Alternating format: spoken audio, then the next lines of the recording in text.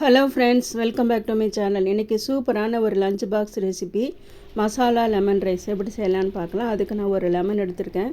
நம்ம எடுத்துருக்கிற ரைஸ் சாதத்துக்கு தகுந்த அளவு நம்ம லெமன் எடுத்துக்கணும். எலுமிச்சை எடுத்துக்கணும். எலுமிச்சம்பழத்தை நல்லா கசக்கிட்டு ரெண்டாக அறுத்துட்டு ஜூஸ் எடுத்து நம்ம தனியாக வச்சுக்கணும்.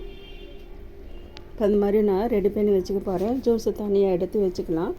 சாதத்துக்கு தகுந்த அளவு நீங்கள் ஜூஸ் எடுத்துக்கணும். புளிப்பு அதிகமாக வேணும்னா நீங்கள் இன்னும் எலுமிச்சம்பழத்தை ஜூஸ் எடுத்து இன்னும் வச்சுக்கோங்க. இப்போ மசாலா ரெடி பண்ணுறதுக்கு ஒரு மிக்ஸி ஜார் எடுத்துக்கலாம். 2 பல் பூண்டு, ஒரு பச்சை மிளகா, கொஞ்சமாக தேங்காய், கொஞ்சமாக சீரகம், அதுக்கப்புறமா கொத்தமல்லி இலையை நல்லா கழுவிட்டு அதையும் போட்டு மிக்ஸி ஜாரில் போட்டு ரவை பதத்துக்கு அரைச்சி எடுத்துக்கணும். ரொம்ப நைஸாக அரைக்கக்கூடாது.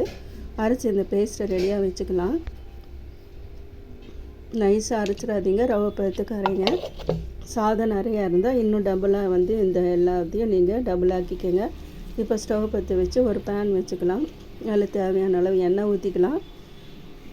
எண்ணெய் ஊற்றிட்டு எண்ணெய் ஹீட் ஆனதும் கடுகு உளுந்தம் பருப்பு போட்டுக்கலாம். கடுகு உளுந்தம் பருப்பு பொரிஞ்சதும் கடலைப்பருப்பு போட்டுக்குங்க. கடலைப்பருப்புக்கு பதிலாக இல்லை கடலைப்பருப்பு கூடயே வேர்க்கடலை, வறுத்த வேர்க்கடலை தோலை எடுத்துகிட்டு அதையும் கொஞ்சம் சேர்த்துக்கலாம். அதுக்கப்புறமா 2 காஞ்ச மிளகாய் அதையும் ரெண்டாக நான் கட் பண்ணி போட்டிருக்கேன். அதுக்கப்புறமா மிக்சியில் அரைச்சி ரெடி பண்ண அந்த பேஸ்ட்டை அதையும் போட்டு கொஞ்சம் நேரம் நல்லா வதக்கலாம். ரொம்ப வதக்க வேண்டாம். அதுக்கப்புறமா ரெடி பண்ணி வச்சுருக்கிற லெமன் ஜூஸ் அதையும் ஊற்றிடலாம்.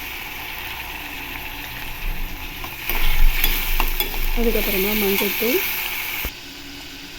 எவ்வளோ சாதம் எடுத்துருக்குறோமோ அந்த சாதத்துக்கு தகுந்த அளவு சால்ட்டு போட்டு நல்லா மிக்ஸ் பண்ணிக்கணும்.